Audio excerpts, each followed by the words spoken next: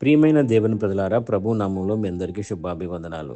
ఈరోజు ఆత్మీయ దర్శనం సిరీస్లో 10లో ఒక భాగం చట్టమా లేక హృదయ సమర్పణమా, దీని గురించి వివరంలోకి వెళ్దాం. పాత నిబంధనలో దేవుడు ఇజ్రాయేలులకు ఒక ఆజ్ఞ ఇచ్చాడు, మీ ఆదాయంలో 10వ వంతు నాదే అని. కానీ ఇప్పుడు మనం కొత్త నిబంధనలో ఉన్నాం. మరి ఈ ఆజ్ఞ ఎప్పటికీ వర్తిస్తుందా, లేక దేవుడు మన దగ్గర ఇంకేదైనా కోరుతున్నాడా? ఈరోజు ఈ సత్యాన్ని లోతుగా తెలుసుకుందాం. పాత నిబంధనలో లేవియకాండం 27వ అధ్యాయం 30-33 వచనంలో ఇది ధర్మశాస్త్రంలో భాగం. ఇజ్రాయేలు ప్రజలు తమ పంటలు, పశువులతో 10వ వంతు దేవునికి ఇవ్వాలి. ఇది లేవీయులు అంటే పూజారులకి జీవనాధారంగా ఉండేది. అంటే ఇది ఒక బాధ్యత అని అర్థం.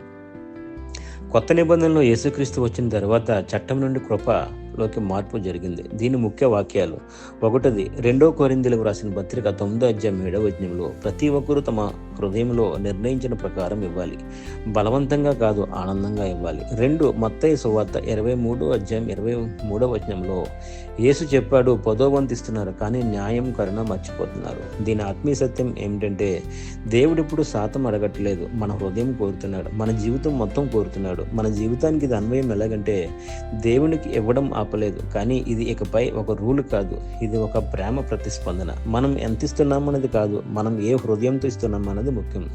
చిన్న ముగింపు సందేశం: ప్రియమైన వాళ్ళారా, ప్రతిలో ఒక భాగం ఇవ్వడం మంచిది, ఆచారం. కానీ దేవుడు కోరేది అంతకంటే ఎక్కువ.